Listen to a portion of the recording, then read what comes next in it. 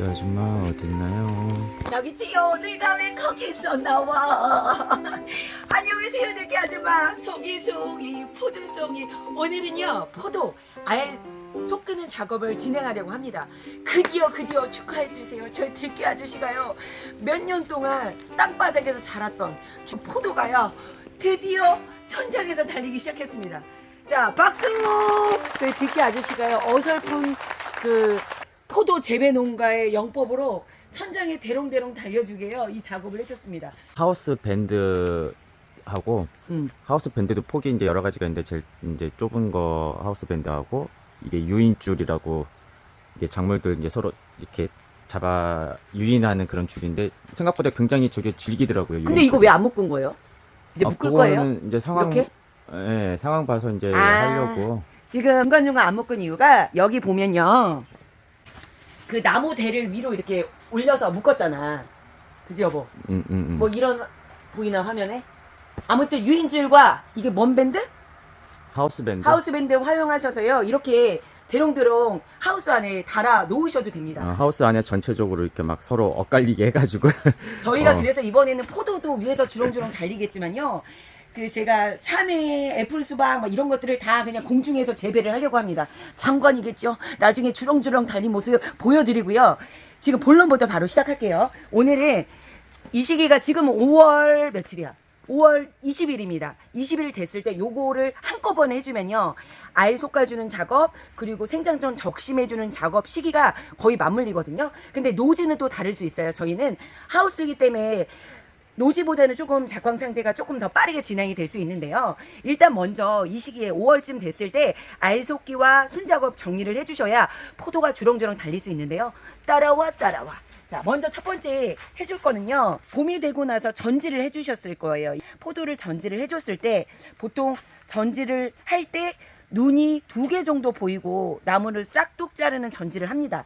자, 여기 보면 눈이 1개 그리고 2개를 남겨놓고 제가 전지를 했어요. 그리고 나서 새로운 곳에서 이제 줄기가 생기면서 포도가 마디에서 이제 주렁주렁 달리게 됩니다. 여기 마디 포도 와 지금 이게 열매가 요게 지금 꽃이 피는 거예요. 이 꽃이 떨어지면 포도송이가 달리게 되는 거거든요. 두 눈에서 이 줄기가 다 나왔을 때요.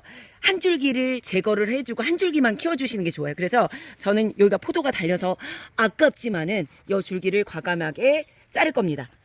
그래야 이 한 줄기가 세력이 좋아서 또 포도도 잘 튼실하게 달릴 수 있거든요. 여기 잘라주고 그럼 이렇게 한 줄기에서 포도를 재배를 하시면 되는데 포도도 마디마디 달리는데 이 포도가 다 자라게 되면요. 포도송이가 제대로 튼실하게 달리지 않아요. 저희 같은 경우는 거봉이라서 또 씨알이 더 굵은 포도거든요. 그래서 보통 첫 번째, 두 번째 이렇게 세 번째 달리지만 첫 번째 남기고 두 번째, 세 번째 송이들은 다 절단을 해서 잘라줍니다. 아깝지만 안녕 나중에 만나자 하고 여기를 싹도 잘라주고요.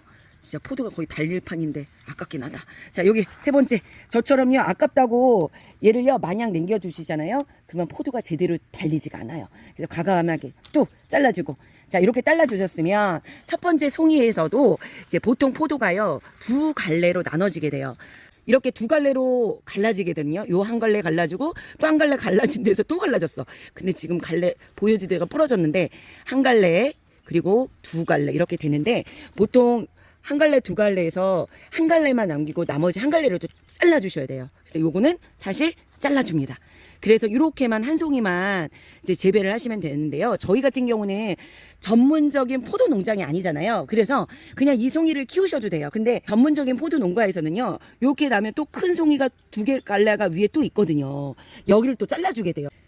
재배 농가에서는. 근데 우리 같이 그냥 텃밭에서 키우는 포도는요.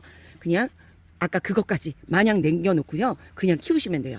이렇게 해서 포도를 한 줄기에서 한 송이만 남겨놓고 포도를 재배를 하시면 됩니다. 그리고 이제 이 줄기에 마디를 세워보셔야 돼요. 한 마디에 있는 곳에 큰 잎이요. 한 장씩 달려있어요. 여기 마디 끝에 한 잎이 달려있죠. 그리고 마디를 세실 때는요. 마디의 끝에서부터 세는 게 아니라 이제 포도가 달리는 그 마디부터 이제 세시면 돼요. 그래서 포도가 달리는 그 시점부터 하나, 둘, 셋, 넷, 다섯, 여섯, 일곱, 여덟 마디, 아홉 마디 끝에 생장점을요 또 적십해 주시고, 이게 세력을 보고요. 지금은 포도의 잎이 좀 크고 세력이 좋을 것 같다. 그러면 뭐 8에서 9마디를 남겨놓고 적심을 해도 되지만, 조금 이 줄기 세력이 약한 그런 포도다. 그러면 꼭 굳이 8마디에서 9마디 말고요. 10마디에서 12마디 사이 남겨놓고요. 적심을 해주셔도 됩니다. 이게 잎의 성장이 어느 정도의 광합성이 받고 잎이 좋아야 포도가 더 크게 달릴 수도 있으니까요. 잎수 어느 정도 크게 확보한 다음에 생장점 잘라주시면 되세요. 이제 덩글손 같은 게 또 나올 수 있어요. 이 덩글손이 위에 공중에서 혹시 필요 없는 덩글손이다 그러면 잘라주시는 게 좋아요. 뭔가 이 덩글손에 이 끈을 잡아야 될 필요성이 있다. 그러면 덩글손을 내비둬도 되는데요. 굳이 필요 없는 덩글손은 요것도요. 잘라주셔서 영양분이 뺏기지 않게 만들어주시면 됩니다. 생장점 잘라준 사이사이에 여기 순이 계속 나옵니다. 그래서 재배 농가에서는 수시로 이 곁순을 계속 제거해주는 일을 하는데요.